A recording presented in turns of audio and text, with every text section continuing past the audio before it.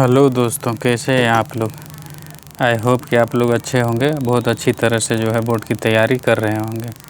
आज के इस वीडियो में हम लोग जानेंगे कि जो इम्पोर्टेंट क्वेश्चन है बोर्ड एग्ज़ाम के लिए और पॉलिनोमियल चैप्टर से जो है उसके बारे में हम लोग जानेंगे कि इसको किस तरह से जो है सॉल्व किया जाएगा। तो चलिए बिना देरी किए हम लोग क्वेश्चन यहाँ पे देख लेते हैं कि क्या है कि obtain the zeros of the quadratic polynomial root 3 x square minus 8x plus 4 root 3। मतलब ये जो पॉलिनोमियल गिवन है, जो दिया हुआ है ये root 3 x square minus 8x plus 4 root 3, इसका जीरोज़ फाइंड करना है हम लोग को। हम लोग जो है ये पॉलिनोमियल जानते ही हैं कि ये क्वाड्रेटिक पॉलिनोमियल है, तो इसके दो जीरोज़ होंगे, यही हम लोगों को मालूम करना। एंड और इसमें यह है कि वेरीफाई द रिलेशन, जो रिलेशन है बिटवीन इट्स जीरोज़, मतलब ये जो पॉलिनोमियल है इसके जो जीरोज़ हैं, तो इसके जो दो जीरोज़ होते हैं उसके एंड कोफिशिएंट, इस पॉलिनोमियल के जो जीरोज़ हैं वो और इसके जो कोफिशिएंट हैं, एक्स स्क्वायर का कोफिशिएंट रूट 3 है, एक्स का कोफिशिएंट माइनस 8 है और 4 रूट 3 कांस्टेंट टर्म है, तो इसके जीरोज़ और कोफिशिएंट में रिलेशन को हम लोगों को दिखाना है। ठीक है, तो चलिए यहाँ पे देख लेते हैं कि जो गिवन पॉलिनोमियल है वो क्या है। सपोज कर लेते हैं कि गिवन है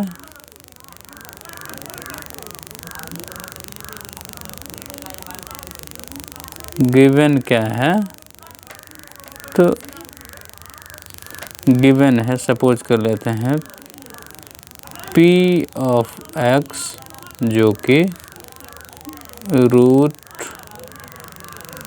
3 x square minus 8x plus 4 root 3, ये पॉलिनोमियल गिवन है।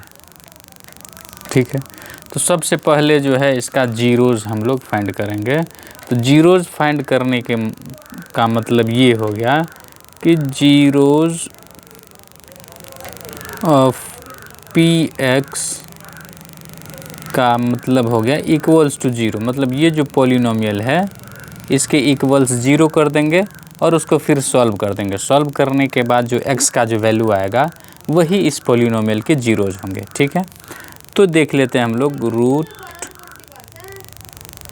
Root 3x square minus 8x plus 4 root 3 equals to zero. अब इसको जो है ये क्वाड्रेटिक इक्वेशन बन गया, तो इसको हम लोग सॉल्व कैसे करेंगे। इसके लिए क्या रूल है कि जब कोई भी क्वाड्रेटिक पॉलिनोमियल होते हैं उसको हम लोग जब या इक्वल्स टू ज़ीरो कर देने से तो ये इक्वेशन बन गया।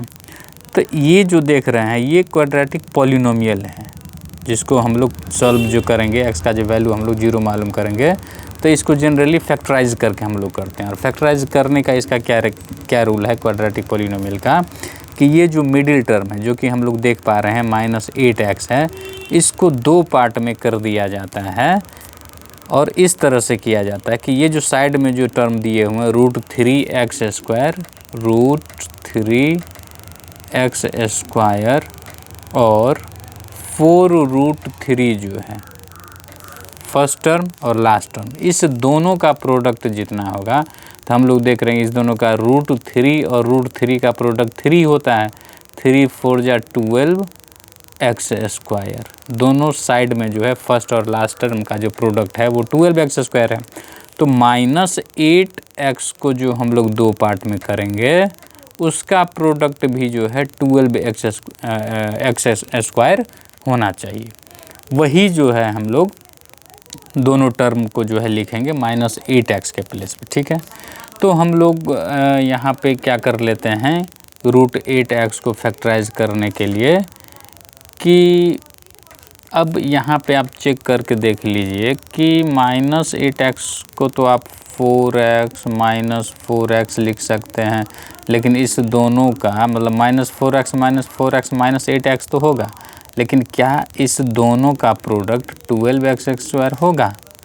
अगर होगा तो यही होगा, अगर नहीं होगा तब ये दो टर्म -8x के प्लेस पे नहीं होगा, मतलब इस मिडिल टर्म को जो स्प्लिट करेंगे वो नहीं होगा, तो दोनों का प्रोडक्ट 16 हो जाता है, जो कि नहीं होगा। तो इसके लिए क्या करेंगे हम लोग, तो 2√2 नहीं 2√3 और 3√3 इस दोनों में देख रहे हैं हम लोग कि इस दोनों को जो हम लोग मल्टीप्लाई करेंगे तो कितना हो जाएगा, √3 तो 3 हो जाएगा, और 2 और 3 को मल्टीप्लाई करेंगे तो कितना हो जाएगा 6, तो 6 3 या 18 हो जाता है, जो कि ये भी नहीं होगा। अब हम लोग क्या करेंगे इसके लिए कि तो हम लोग यहाँ पे देख पा रहे हैं कि -8x को हम लोग -6x और -2x अगर लिख दे तो ये हो जाएगा -6 -2x तो -8 हो जाएगा। दोनों का प्रोडक्ट भी जो है माइनस माइनस प्लस, 6 2 या 12 और x स्क्वायर होगा। तो यहाँ पे जो है हम लोग √3x स्क्वायर -6x और -2x प्लस 4√3 = 0 लिख सकते हैं। अब यहाँ पे क्या है कि जो दोनों साइड फर्स्ट और लास्ट टर्म जैसे है सेम एज रह जाएगा, -8x के प्लेस पे हम लोग स्प्लिट कर दिए, इसको लिख दिए -8 को हम लोग -6x -2x लिख सकते हैं। अब यहाँ पे दो दो टर्म करके हम लोग कॉमन ले लेते हैं, तो इस दोनों में हम लोग देख रहे हैं क्या कॉमन हो रहा है। तो देखिए 6 को जो है हम लोग लिख सकते हैं क्या, तो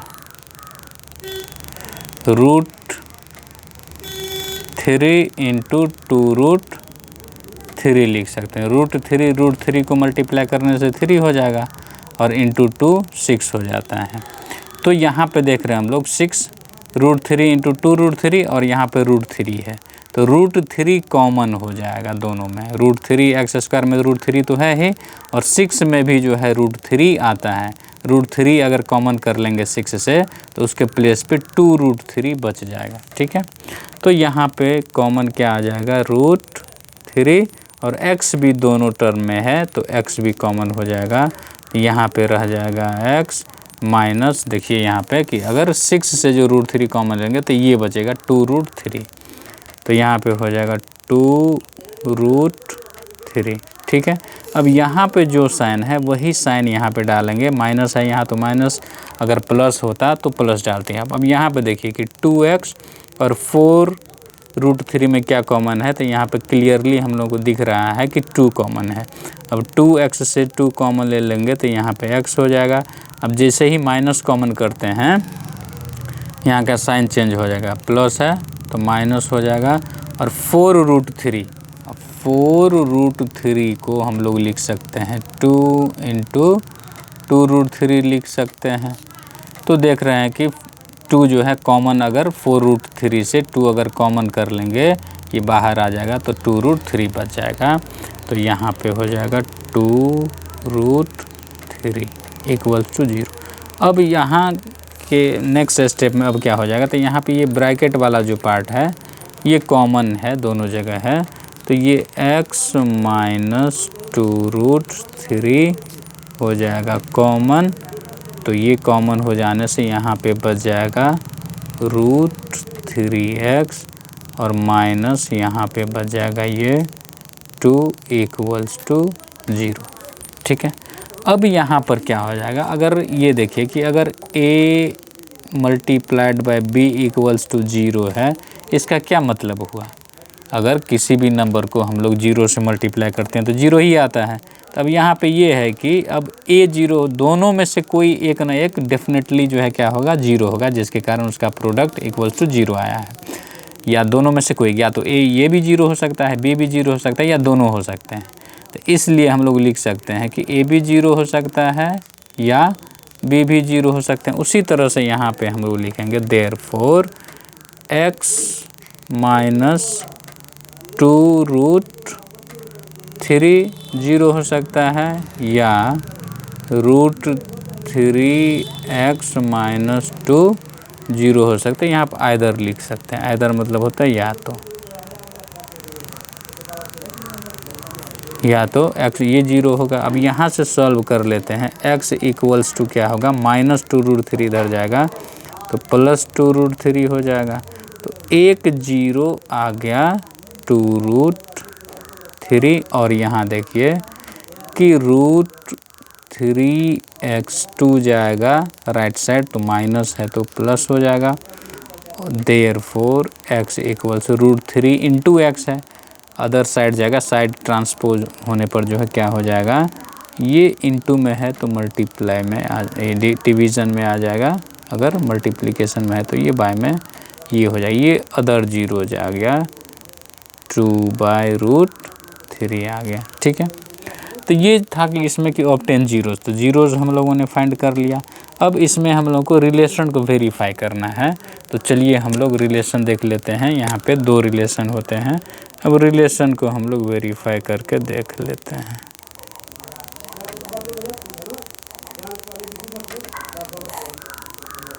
रिलेशन को हम लोग वेरीफाई कर लेते हैं। सपोज कर लेते हैं कि ये अल्फ़ा है और ये बीटा है। तो फर्स्ट रिलेशन क्या होता है कि sum of zeros that is alpha plus beta. Alpha क्या है 2√3 है, प्लस बीटा क्या है 2/√3 है। इसको जो हम लोग सॉल्व करेंगे तो क्या हो जाएगा, एलसीएम ले लीजिए कि √3 है, एलसीएम √3 तो ये क्या हो जाएगा ये क्या हो जाएगा 2 3 जा ये 6 हो जाएगा और प्लस ये √3 तो ये 2 ही हो जाएगा, ये हो जाएगा 8/√3 हो जाएगा। ठीक है, अब यहाँ पे देखिए कि सम ऑफ जीरोज़ क्या होता है -b/0। b क्या होता है कोफिशिएंट ऑफ x होता है डिवाइडेड बाय होता है कोफिशिएंट ऑफ x² होता है। अब हम लोग यहाँ से देखेंगे ये जो क्वेश्चन दिया हुआ है इसमें हम लोग चेक करेंगे कि क्या ये जो रिलेशन आया है ये करेक्ट आया है कि नहीं।